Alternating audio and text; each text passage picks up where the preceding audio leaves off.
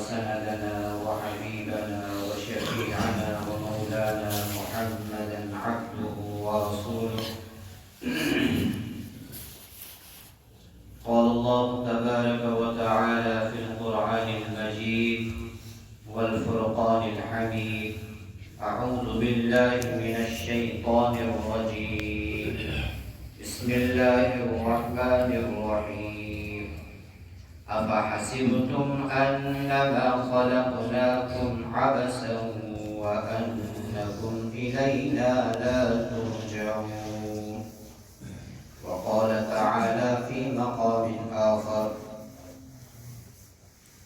يا أيها الذين آمنوا أنفقوا مما رزقناكم من قبل أن يأتي أحدكم الموت فيقول رب لولا أخرتني إلى أجل قريب فأصدق وأكن من الصالحين ولن يؤخر الله نفسا إذا جاء أجلها لا يستأخرون ساعة ولا يستقدمون.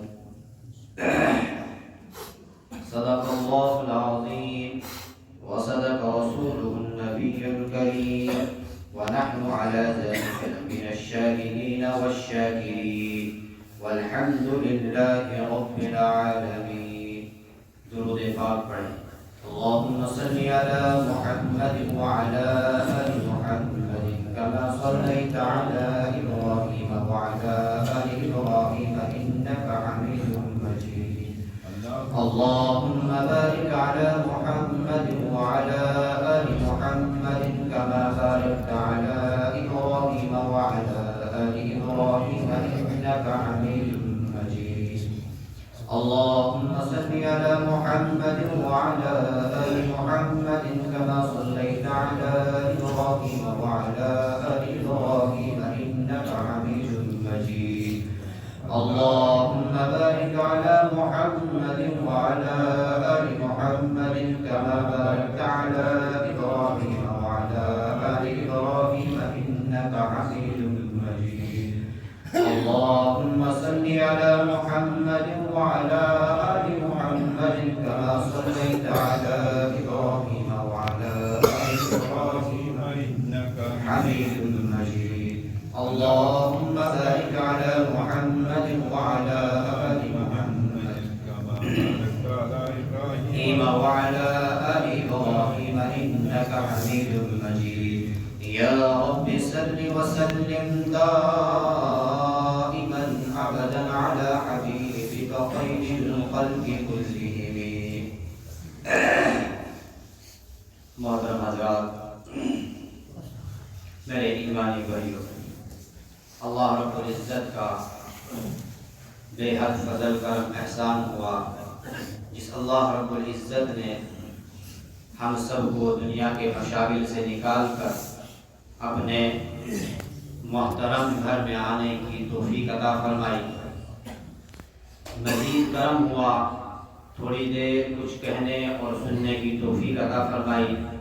اللہ رب العزت ہمارے کہنے کو، سننے کو، ہمارے یہاں جمع ہونے کو اور تمام عبادات کو اپنی بارگاہ میں قبول فرمائے اور آخرت میں نجات کا ذریعہ بنائے.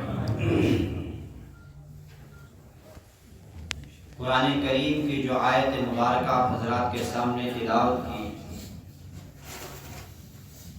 اس میں میرا اور آپ کا رب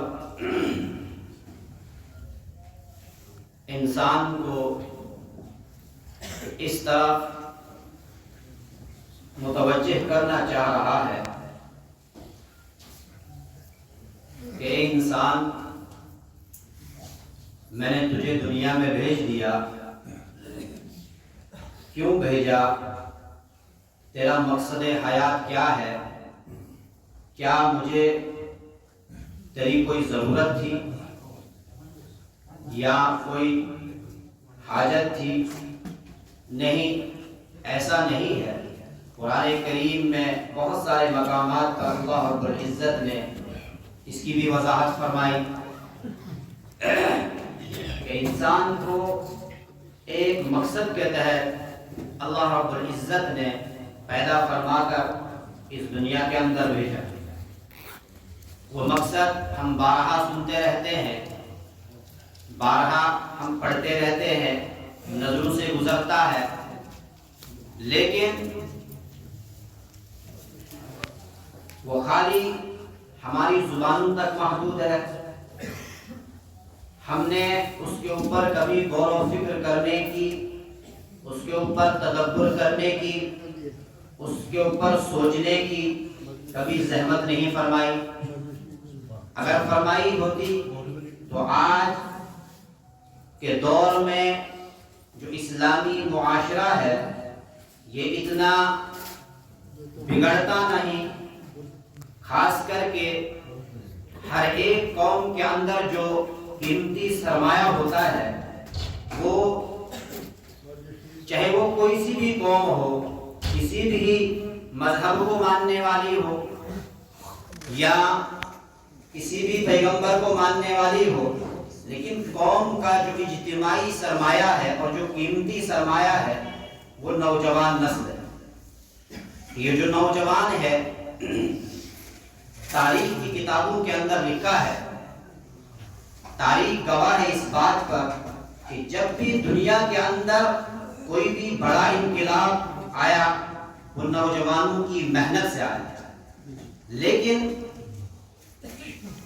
بات میں اور دوسری طرف کرنا چاہ رہا ہوں، دوسری طرف توجہ دلانا چاہ رہا ہوں، لیکن آج کل ہم اپنے معاشرے کے اندر نظر دوڑاتے ہیں، کیا آج کا نوجوان بھی کوئی انقلاب برپا کر سکتا ہے؟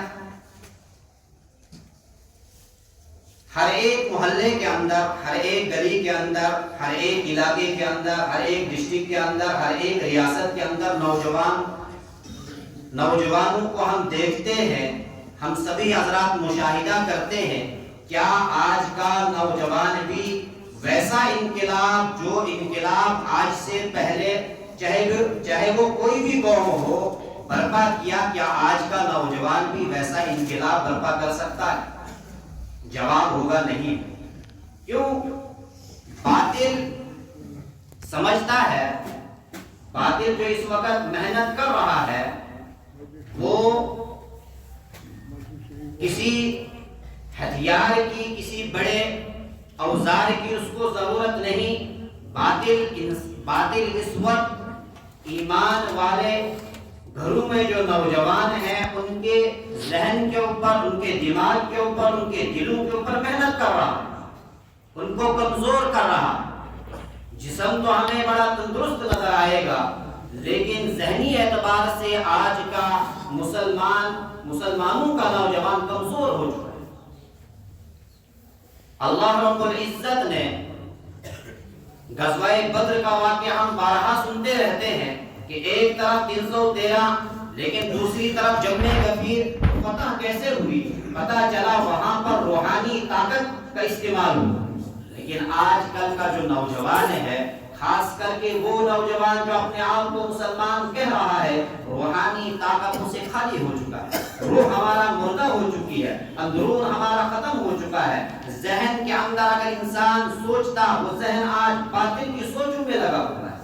تو آج کا نوجوان کمزور ہو چکا ہے۔ باطل کی یہ محنت تھی اور باطل اس محنت کے اندر کسی نہ کسی حد تک کامیاب ہو چکا ہے۔ ابھی زیادہ دور جانے کی ضرورت نہیں، آج شاید 5 یا 6 تاریخ ہے جنوری کی، ابھی چند دن پہلے نیا سال آیا۔ کیا ہے نیا سال؟ کیا ہے اس کی حقیقت؟ کبھی پڑھنے کی زحمت نہیں کی۔ یہ نیا سال کا جشن منانا یہ کہاں سے آیا؟ کبھی ہمارے نوجوان نے، ایمان والے نے اس کے اندر گھسنے کی ضرورت محسوس نہیں کی، لیکن باطل کو دیکھا کہ نیا سال کا جشن منایا جا رہا ہے، آج کا ایمان والا بھی اس کے ساتھ کاندھے سے کاندھا ملا کر جشن منا۔ کیا ہے اس کی حقیقت؟ قرآن اور حدیث سے اس کا کوئی ثبوت ملتا ہے؟ میرے اور آپ کے آقا حبیب کبریا جناب محمد رسول اللہ صلی اللہ علیہ وسلم تو اس امت کے لیے قرآن اور اپنی سنن کو چھوڑ کر صحابہ کے طریقے کو بتا کر گئے، اصحابی کالنجوم بأیہم اقتدیتم اہتدیتم، یہ فرمان رسول ہے۔ کیا قرآن میں، کیا حدیث رسول میں، کیا صحابہ صحابہ کرام، تابعین، تبع تابعین، اولیاء اعظام، جتنے بھی یہ خیر القرون کا دور گزرا ہے، کیا اس دور میں اس نئے سال کا جشن منایا جو جاتا ہے اس کی کوئی حقیقت ہے؟ کیا تاریخ کی کتابوں میں اس کے بارے میں کچھ لکھا ہوا ہے؟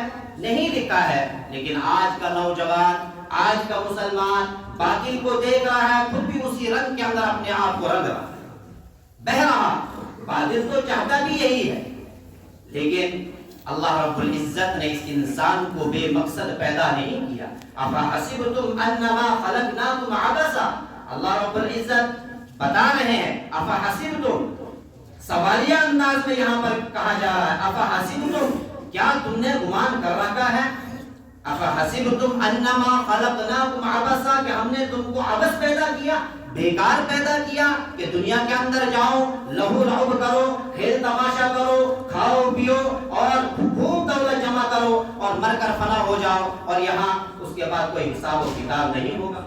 نہیں، ایسا نہیں ہے۔ افحسبتم انما خلقناکم عبثا وانکم الینا لا ترجعون، کیا تم اس دن کو بھلا بیٹھے ہو کہ تم سب کو یہ دنیا کی زندگی جو چند دن کی، چند مہینے کی، چند سال کی آپ کو دی گئی ہے، یہ گزارنے کے بعد جب آخری وقت تم پر آن پڑے گا، اس کے بعد تم کو میری ہی طرف لوٹ کر آنا ہے، میری ہی بارگاہ میں آنا ہے، اس دنیا کا تم سے حساب لیا جائے گا۔ کیا کبھی اس انسان نے، اس نوجوان نے، خصوصاً ایک اس نوجوان نے، اس طبقے نے جو اپنے آپ کو کہتا ہے کہ میں مسلمان ہوں، کبھی سوچنے کی زحمت کی؟ یہ اپنا ٹائم برباد کر رہا ہے۔ غیروں نے نئے سال کا جشن منایا، ایمان والا بھی ان کے ساتھ کاندھے سے کاندھا ملا کر جشن منا رہا ہے کہ خیر کوئی بات نہیں، خیر کوئی بات نہیں، ابھی بنا لیتے، ہم نے کوئی کفریہ کلمہ تو نہیں کہا۔ لیکن کیا علماء کرام سے کبھی پوچھنے کی کوشش کی، جاننے والوں سے پوچھنے کی زحمت کی کہ ہم ان کے ساتھ شانہ بشانہ کھڑے ہو رہے ہیں، جشن منا رہے ہیں، یہ کس حد تک صحیح ہے، کس حد تک درست ہے؟ لیکن ایمان والا کبھی پوچھنے کی زحمت نہیں کرتا۔ چند ایک افراد ایسے ہوتے ہیں جو اپنی زندگی کے ایک ایک قدم کو پھونک پھونک کر رکھتے ہیں۔ وہ کون لوگ ہوتے ہیں؟ جن کو پتا ہے کہ کل آخرت میں اللہ رب العزت کی بارگاہ میں میرے ایک ایک پل کا حساب لیا جائے گا۔ وَأَن لَيْسَ لِلْإِنسَانِ إِلَّا مَا سَعَىٰ وَأَنَّ سَعْيَهُ سَوْفَ يُرَىٰ ثُمَّ يُجْزَاهُ الْجَزَاءَ الْأَوْفَىٰ، کہ وہاں پر ایک ایک پل کا حساب دینا ہے۔ وہ انسان، وہ ایمان والے پوچھ کر، پھونک کر قرآن کی رہبری میں، احادیث رسول کی رہبری میں، خیر القرون کی رہبری میں چلتے ہیں، کہیں ہمارا ایک سیکنڈ، ایک ساتھ ضائع نہ ہو۔ کیا حقیقت ہے اس کی جو جشن منایا جاتا ہے، تہوار منایا جاتا ہے؟ لیکن سب حضرات نے مشاہدہ کیا ہوگا کتنی فضول خرچے اس کے اندر ہوتی۔ کیا وہی پیسہ اگر کسی غریب کے گھر کو دیا جاتا، اس کے ایک وقت، کیا ایک مہینے کا کھانا اس کا چلتا؟ کیا کبھی سوچنے کی زحمت کی؟ یہ اللہ رب العزت نے جو دولت دی ہے اس کا حساب، یہ جو دوسری آیت کریمہ میں نے پڑھی سورہ منافقون 10ویں آیت، اس میں اللہ رب العزت اسی طرح متوجہ کرا رہے انسان کو، وَأَنفِقُوا مِمَّا رَزَقْنَاكُم مِّن قَبْلِ أَن يَأْتِيَ أَحَدَكُمُ الْمَوْتُ فَيَقُولَ رَبِّ لَوْلَا أَخَّرْتَنِي إِلَىٰ أَجَلٍ قَرِيبٍ فَأَصَّدَّقَ وَأَكُن مِّنَ الصَّالِحِينَ۔ یا ایھا الذین آمنوا انفقوا، اے ایمان والو خرچ کرو۔ اس میں سے خرچ کرنا ہے۔ یہ جو دولت ہمارے پاس ہے، یہ جو شہرت ہمارے پاس ہے، جو بڑے بڑے عہدے ہمارے پاس ہے، انسان سوچتا ہے یہ میں نے اپنی محنت سے کمائی نہیں۔ قرآن کریم میں اللہ رب العزت اس کی طرف بھی انسان کی توجہ مبذول کرتا ہے، اس کی طرف دھیان اس سے باخبر فرماتا ہے، هل أتى على الإنسان حين من الدهر لم يكن شيئا مذكورا، اے انسان اترامت، تو کچھ بھی نہیں تھا، تو ایسی ایک چیز سے پیدا کیا جس کا ذکر کرنا، زبان کے اوپر اس کا لانا بھی انسان برا سمجھتا ہے۔ لم يكن شيئا مذكورا، تو قابل ذکر چیز تھا ہی نہیں۔ اس کے بعد اللہ رب العزت نے هو الذی خلقکم من تراب ثم من نطفہ ثم من علقہ ثم من مضغہ، یہ تو اللہ رب العزت انسان کو اپنی حقیقت بتا رہا ہے کہ انسان تو آیا کہاں سے ہے. ذرا اپنے آپ کے اوپر غور کر. یہ جو آج تجھے عہدہ ملا، یہ جو دولت ملی، یہ جو ثروت ملی، یہ جو شہرت ملی، اور تو اس کے اوپر ناک بن بیٹھا. نہیں، وَأَنفِقُوا مِمَّا رَزَقْنَاكُمْ، کہ جو تمہیں دیا گیا ہے اس میں سے خرچ کرو اس سے پہلے کہ تمہارے اوپر وہ وقت آ پائے جس وقت کے بارے میں جس سے آج تک دنیا نے بہت ترقی کر دی، لیکن موت کے بارے میں سب متفق ہے. موت کا کوئی انکار کرنے والا آج تک پیدا نہیں ہوا، اور شاید قیامت تک بھی پیدا نہیں ہوا. وَأَنفِقُوا مِمَّا رَزَقْنَاكُمْ مِنْ قَبْلِ أَنْ يَأْتِيَ أَحَدَكُمُ الْمَوْتُ فَيَقُولَ رَبِّ لَوْلَا أَخَّرْتَنِي إِلَىٰ أَجَلٍ قَرِيبٍ فَأَصَّدَّقَ وَأَكُن مِّنَ الصَّالِحِينَ، کہ پھر تمنا کرے گا اے میرے رب مجھے تھوڑی اور مہلت دے دے تاکہ میں صدقہ کراؤں اور میں نیکوکار لوگوں میں سے ہو جاؤں، میں نیکوکار بن کر. وَلَن يُؤَخِّرَ اللَّهُ نَفْسًا إِذَا جَاءَ أَجَلُهَا، کہ اللہ رب العزت نے ہر ایک انسان کو ایک متعین وقت دیا. کسی کو 10 سال کے لیے، کسی کو 20 سال کے لیے، کسی کو 1 گھنٹے کے لیے، کسی کو 1 ساعت کے لیے، کسی کو 1 گھڑی کے لیے، کسی کو 60 سال کے لیے، کسی کو 100 سال تک لے جاتا ہے، کسی کو 100 برس پہ لے جاتا ہے. یہ تمام کے تمام اللہ رب العزت نے عمریں متعین کر دی ہے. لیکن ان عمروں کو انسان اور خاص کر کے نوجوان نسل، کیوں؟ نوجوان ہمارا سرمایہ ہے، نوجوان ہمارا مستقبل ہے. خصوصاً نوجوانوں کو، کہ یہ نوجوان ان تمام اوقات کو جو اللہ رب العزت نے ہمیں دی، ہماری جان اس کے اوپر ہمارا کوئی اختیار نہیں، یہ اللہ رب العزت کی امانت ہے. اور ہر کوئی، کسی سے بھی سوال کیا جائے کہ اگر کسی کے پاس امانت رکھی جائے کیا اس کے اندر تصرف کرنے کا اختیار ہوتا ہے؟ ہر کوئی کہے گا اس کے اندر اختیار نہیں ہوتا، کیونکہ وہ کسی کی امانت ہوتی ہے. تو کیا کبھی سوچا یہ جو جوانی ہمارے پاس ہے، یہ جو عمر ہمارے پاس ہے، یہ میری اپنی ہے، جیسے میں چاہوں ویسے اس کو گزاروں؟ نہیں، یہ تو اللہ کی امانت ہمارے پاس ہے. 10 سال کے لیے، 20 سال کے لیے، 60 70 سال کے لیے، بڑی حد 100 150 سال کے لیے. لیکن اس کے بعد ہم نے اس امانت کو کیسے ہم نے استعمال کیا، اس کا تصرف کیسے کیا. اسی لیے تو اللہ رب العزت قرآن کریم کے اندر فرما رہا ہے کہ اے ایمان والو، میں نے تمہاری جانوں کو جنت کے بدلے خرید لیا، لیکن احسان یہ کیا پھر ہمیں دے دی کہ اس کے اندر تصرف کرو. لیکن راستے بتا دیے، وَهَدَيْنَاهُ النَّجْدَيْنِ، دونوں بتا دیے کہ یہ ایسے راستے پہ جاؤ گے یہ سیدھا ہے، اس راستے پہ جاؤ گے یہ ٹیڑھا ہے، یہ نقصان ہے. نقصانات کو بھی واضح کر دیا. لیکن آج کا نوجوان، آج کا ایمان والا اپنی زندگی کو کن مصالح کے اندر صرف کر رہا ہے؟ یہ غیروں کی ایجادات ہے. جو نئے سال کا جشن منانا یہ عیسائیوں کا طریقہ ہے. ان کے عقیدے کے مطابق حضرت عیسیٰ علی نبینا علیہ السلام 25 دسمبر کو پیدا ہوئے. یہ انہی کے اس میں جشن مناتے ہیں، اور پھر یہ کرسمس ڈے مناتے ہیں، اور پھر یہ چلتا 31 دسمبر کا انتظار کرتے ہیں، اور رات کے 12 بجے تک جانتے ہیں کہ اب دوسرا سال آنے والا ہے، اور خوشی منا رہے ہیں. لیکن ان کے یہاں سے تو یہ احساس ختم ہو چکا ہے کہ ہم نے اللہ رب العزت کی بارگاہ میں اپنے ایک پل کا حساب دینا ہے. لیکن ایمان والا اپنے آپ کو ایمان والا کہنے والا، مسلمان کہنے والا، اس کی عقل پہ پردہ کیوں پڑ گیا ہے؟ کیا اس کو اس بات کا اندازہ نہیں کہ یہ جو ایک پل میں گزار رہا ہوں فضولیات میں، لہو لعب میں، اس کے بارے میں مجھ سے پوچھ نہیں ہوگی؟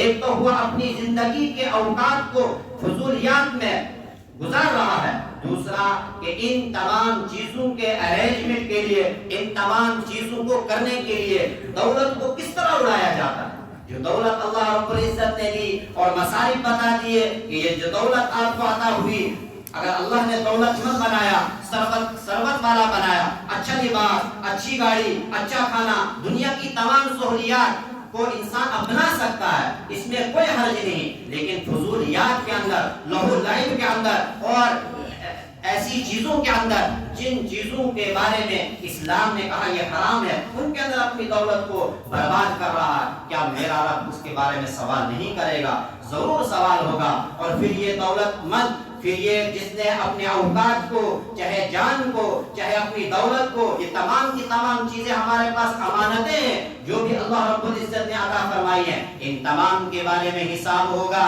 اور ان تمام کے بارے میں یہ آخرت میں جب پہنچے گا اور حقیقی آنکھ کھل جائے گی، نظارہ دیکھے گا، پھر یہ تمنا کرے گا کہ مجھے تھوڑا لوٹا دیا جائے، میں اس میں سے خرچ کروں، میں نیکوکار بن کر آؤں، لیکن پھر وہاں سے واپس آنے کا کوئی قاعدہ قانون نہیں ہے۔ تو یہ دنیا ہمیں اللہ رب العزت نے یہ جو مقصد بتایا، افحسبتم انما خلقناکم عبثا وانکم الینا لا ترجعون، اے انسان غور و فکر کر، اے انسان تدبر کر، فکروں کے ساتھ زندگی کو گزار، اس کو عبث مت سمجھ، یہ انکم الینا لا ترجعون، تم سب کو میری طرف لوٹ کر آنا ہے، اور پھر یہاں پر تمام کا تمام کچا چٹا کھل جائے گا کہ آپ نے یہ جو امانت آپ کو دی گئی تھی، یہ جو مہلت آپ کو دی گئی تھی، اس زندگی کو کن کاموں کے اندر صرف کیا ہے۔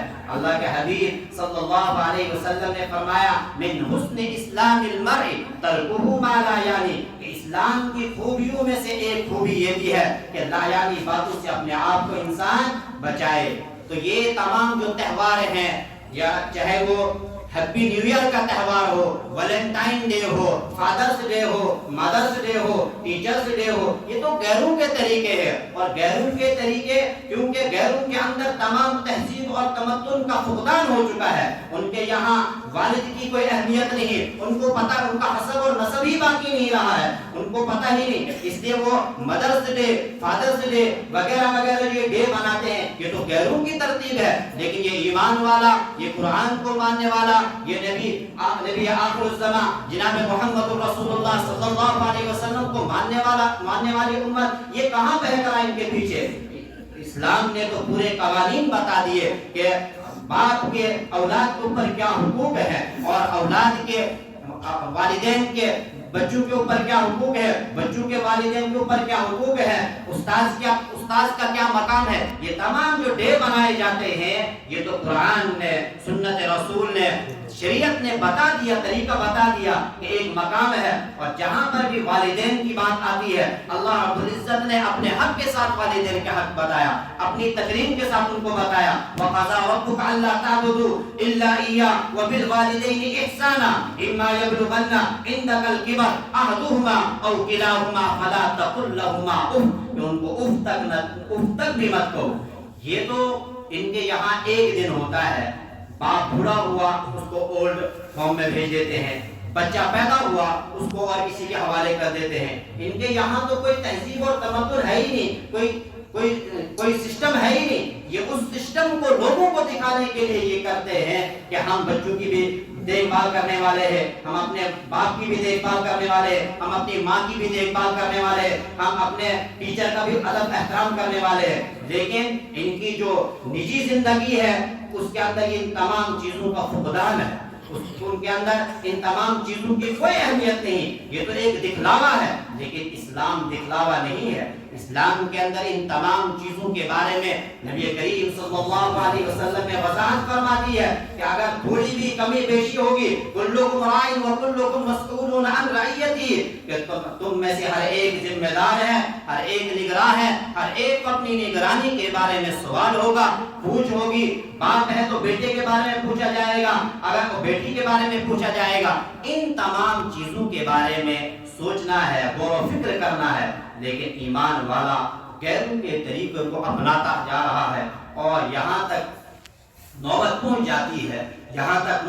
جاتی ہے کہ پھر اس کے اندر سے جو اسلام کا نور ہے یہ بھی ایک دن نکل جاتا ہے، اور پھر وہی باپ، وہی بیٹا باپ کو دو ٹوک الفاظ میں کہہ دیتا ہے، کون خدا کون نبی میں ماننے والا نہیں، تو نماز پڑھتا ہوگا یہ تو جانے لیکن میں پڑھنے والا نہیں۔ ایک واقعہ سنا کر بات کو ختم کرتا ہوں۔ حضرت مفتی نذیر صاحب قاسمی دامت برکاتہم بانڈی پورہ کے، انہوں نے ایک واقعہ، بارہا وہ اسی کے اوپر بات کرتے ہیں، لیکن ایک واقعہ، بہت سارے واقعات ہیں، ایک واقعے کی طرف آپ کی توجہ مرکوز کرنا چاہتا ہوں۔ ایک واقعہ سنایا کہ ایک باپ میرے پاس روتا ہوا آیا اور کہنے لگا میری دنیا لٹ گئی، میرا تمام کچھ برباد ہو گیا۔ تب میں نے اس کو کہا تھوڑا آپ بتائیں گے بھی ہوا کیا؟ کہ ہوا کیا کہ میرا ایک بیٹا ہے، ایک بیٹی ہے، دو ہی اولاد ہے، اور دونوں چنئی میں پڑھتے ہیں، دونوں ان کو میں نے پڑھنے کے لیے چنئی بھیجا ہوا ہے، لیکن مجھے کسی ذرائع سے خبر پہنچی کہ ان دونوں نے، لڑکے نے بھی سیٹنگ کر لی ہے، لڑکی نے بھی سیٹنگ کر لی ہے، لیکن تعجب تو تب ہوا کہ جن کے ساتھ ان کا اٹھنا بیٹھنا ہو گیا وہ ایمان والے نہیں ہے، وہ مسلمان نہیں ہے۔ اب اس بارے میں آپ میری رہبری فرما دیں، کیا کروں؟ آپ نے ان کو فون کر کے پوچھا، تحقیقات کی، ہو سکتا ہے اس میں کوئی وہ کبھی تحقیق بھی کی۔ میں نے بیٹے کو فون کیا، بیٹا میں نے ایسے سنا، کیا یہ حقیقت ہے؟ کہا بیٹا کہتا بالکل حقیقت ہے۔ کہا پھر بیٹی کو فون کیا، بیٹی ایسی بات ہے؟ کہا بالکل یہ حقیقت ہے۔ کہا پھر مسلمان مر گئے تھے، کم سے کم اگر ایسا کرنا ہی تو ایمان والا ہوتا، یہ تو گیا تو وہ کیا ہوتا ہے مسلمان؟ کہا اللہ تو حساب لے گا۔ وہ کون ہے آپ؟ ہم تو نبی کریم صلی اللہ علیہ وسلم کی امت میں، کہ ہم نہیں مانتے۔ آپ مانتے ہوں گے اللہ کو، آپ مانتے ہوں گے نبی کریم صلی اللہ علیہ وسلم کو نبی، آپ ہوں گے مسلمان، ہمارے یہاں ان تمام چیزوں کی کوئی ویلیو نہیں۔ یہ حال ہے آج ہماری اولاد۔ یہ کب ہوتا ہے؟ کہ جب ہم نے اپنی اولاد کو خالی دنیا دنیا دنیا سکھائی ہو اور دین کے بارے میں ان کو فکر مند نہ کیا ہو۔ میرے ایمانی بھائیوں، یہ کہیں اور کی بات نہیں، یہ کشمیر کے نوجوان، جس کشمیر کو پوری دنیا والے فخر سے نام لیتے، اس لیے کہ یہاں پر ایمان والوں کی اکثریت ہے، لیکن یہ کشمیر کے واقعات ہیں، اور بھی بہت سارے واقعات ہیں، کوئی اس کو اپنے ذاتی اس کی طرف نہ لے، لیکن ہم نے کبھی اپنی اولاد کو دنیا کے چکر میں اتنے بہہ گئے کہ میری اولاد، میرا بیٹا اچھا ڈاکٹر بنے، اچھا انجینئر بنے۔ شریعت منع نہیں کرتی ہے، اچھا ڈاکٹر ہونا چاہیے، اچھا انجینئر ہونا چاہیے، اچھا سیاستدان پولیٹیشین ہونا چاہیے، لیکن کم سے کم جو ہمیں اصلی ذمہ داری دی گئی ہے، جو ہمیں جس مقصد کے لیے بھیجا گیا ہے، کیا ہم نے اپنی اولاد کو کبھی اس کی طرف بھی فکر مند کیا؟ کیا اس کے بارے میں پوچھ نہیں ہوگی؟ یہ تو ہمارے پاس امانت ہے، اولاد کا مل جانا یہ بہت بڑی امانت ہے، لیکن اس امانت کے اندر ہم خیانت کر رہے ہیں، خالی ان کو دنیا پڑا۔ یہی اولاد کل روز محشر میں باپ کا گریبان پکڑے گی کہ آپ نے مجھے حق کا راستہ کیوں نہیں بتایا؟ حق کا راستہ تو یہ، آپ نے تو مجھے خالی دنیا پڑھائی کہ دنیا جمع کرو، پیسہ آئے گا، اچھی لائف گزارو گے، لیکن کبھی آپ نے مجھے یہ نہیں کہا کہ بیٹا اٹھ کے نماز بھی پڑھ۔ بیٹا یہ تو بہت بڑی بات ہے کہ بیٹے کو یہ کہا جائے نماز پڑھ۔ اپنے سینے کے اوپر، اپنے گریبان میں جھانک کر دیکھیں، کیا ہم نے اپنی اولاد کو کبھی یہ بات کہی کہ ہمیں سب سے زیادہ محبت کس سے ہونی چاہیے؟ سب سے زیادہ محبوب ہمیں کون ہونا چاہیے؟ ہم نے کبھی یہ بھی زحمت نہیں کیا کہ ہم اپنی اولاد کو اتنا کہے کہ ہماری سب سے زیادہ محبت اللہ رب العزت سے ہونی چاہیے۔ قرآن کریم خود کہہ رہا ہے کہ اگر تم دعویٰ کرتے ہو مجھ سے محبت ہونے کا تو اس کا ثبوت پیش کرو۔ اس کا ثبوت ہے جناب محمد رسول اللہ صلی اللہ علیہ وسلم کی زندگی، کہ اگر اس زندگی پر، اس نقشے پر تم چل رہے ہو تو واقعات تم اللہ سے محبت کرنے والے ہو۔ کیا ہم نے کبھی خالی الفاظ کے اپنے اولاد کو کہے؟ اگر ہم بچپن میں ان کی نازک تختی کے اوپر یہ الفاظ ہی رٹا دے، بار بار ہر صبح و شام یہ الفاظ کہتے رہیں کہ ہمیں سب سے زیادہ محبت اگر کرنی ہے کسی سے، اے بیٹا مجھ سے نہیں، ماں سے نہیں، سب سے زیادہ محبوب اگر ہونا چاہیے وہ اللہ رب العزت کی ذات ہونی چاہیے۔ اور اس کے لیے جو دلیل اللہ رب العزت نے بتائی، جو طریقہ بتایا جناب محمد رسول اللہ صلی اللہ علیہ وسلم کے طریقے پر چل کر یہ ثبوت ہم دیں گے کہ ہم اللہ سے محبت کرتے ہیں۔